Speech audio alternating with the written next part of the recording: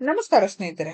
ಧ್ರುವಂತ್ ಉಸ್ತುವಾರಿಯಲ್ಲಿ ದೊಡ್ಡ ಮೋಸ ಆಗಿದೆ. ಅಶ್ವಿನಿ ಅವರನ್ನ ಗೆಲ್ಲಿಸಿ ಗಿಲ್ಲಿ ಹಾಗೂ ರಾಶಿಕಾ ಶೆಟ್ಟಿಯನ್ನ ಸೋಲಿಸಲು ನೀಟಾಗಿ ಪ್ಲಾನ್ ಮಾಡಿದ್ರು ಧ್ರುವಂತ್ ಎಂದೆಲ್ಲ ಸೋಷಿಯಲ್ ಮೀಡಿಯಾದಲ್ಲಿ ವೀಕ್ಷಕರು ಅಸಮಾಧಾನ ಹೊರಹಾಕಿದ್ದಾರೆ. ಸೋಷಿಯಲ್ ಮೀಡಿಯಾದಲ್ಲಿ ಧ್ರುವಂತ್ ಬಗ್ಗೆ ಜೂರ್ ಚರ್ಚೆ ಆಗ್ತಿದೆ.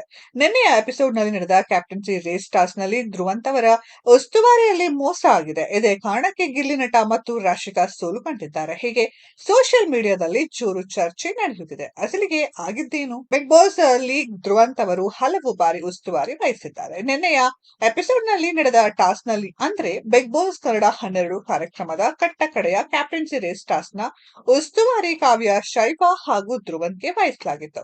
ಇದು ಅನುಸಾರ ಸ್ಪರ್ಧಿಗಳು ತಮ್ಮ ಸುರಂಗದಲ್ಲಿರುವ ಪೈಪ್ ಗಳನ್ನ ತೆಗೆದು ದಾರಿಯನ್ನ ಸರಿಪಡಿಸಿಕೊಳ್ಬೇಕು. ಮೊದಲು ಗಂಟೆ ಬಾರಿಸುವ ಜೋಡಿ ಕ್ಯಾಪ್ಟನ್ಸಿ ಟಾಸ್ಕ್ ಆಡಲು ಅಭ್ಯರ್ಥಿಗಳಾಗಿ ಆಯ್ಕೆ ಆಗ್ತಾರೆ ಎಂದು ಬಿಗ್ ಬಾಸ್ ಘೋಷಿಸಿದ್ದರು.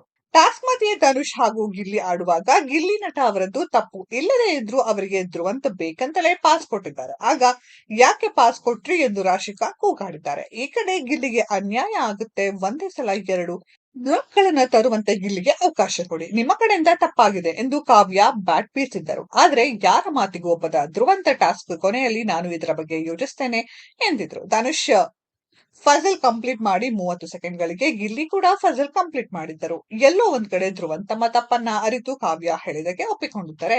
1 ನಿಮಿಷ ಗಿಲ್ಲಿಗೆ ಹೆಚ್ಚು ಟೈಮ್ ಸಿಕ್ತಿತ್ತು. ಈ ಮೂಲಕ ಗಿಲ್ಲಿ ಹಾಗೂ ರಾಶಿಕಾ ವಿನ್ ಆಗಬಹುದಿತ್ತು ಅನ್ನೋದು ವೀಕ್ಷಕರ ಅಭಿಪ್ರಾಯ. ಬಿಗ್ ಬಾಸ್ ಕನ್ನಡ 12 ಕಾರ್ಯಕ್ರಮದಲ್ಲಿ ಕಟ್ಟ ಕಡೆಯ ಕ್ಯಾಪ್ಟನ್ ಯಾರಾಗ್ತಾರೆ ಎಂಬ ಕುತೂಹಲ ಇದೆ. ಇಂದಿನ ಪ್ರೋಮೋ ಪ್ರಕಾರ ಧನುಷ್ ಮೋಸದಿಂದ ಟಾಸ್ಕ್ ವಿನ್ ಆಗಿದ್ದಾರೆ. ಮುಂದೇನಾಗುತ್ತೆ ಎಂಬುದು ಇಂದಿನ ಸಂಚಿಕೆಯಲ್ಲಿ ಗೊತ್ತಾಗಲಿದೆ. ಸ್ನೇಹಿತರೆ, ಈ ಟಾಸ್ಕ್ ಬಗ್ಗೆ ನಿಮ್ಗೆಲ್ಲ ಏನ್ ಅನ್ಸುತ್ತೆ ಅನ್ನೋದ್ರ ಬಗ್ಗೆ ಕಮೆಂಟ್ ಬಾಕ್ಸ್ ಅಲ್ಲಿ ಕಮೆಂಟ್ ಮಾಡಿ.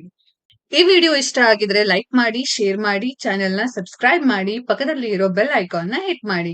ಮುಂದಿನ ವಿಡಿಯೋದಲ್ಲಿ ಭೇಟಿಯಾಗೋಣ. ಧನ್ಯವಾದಗಳು.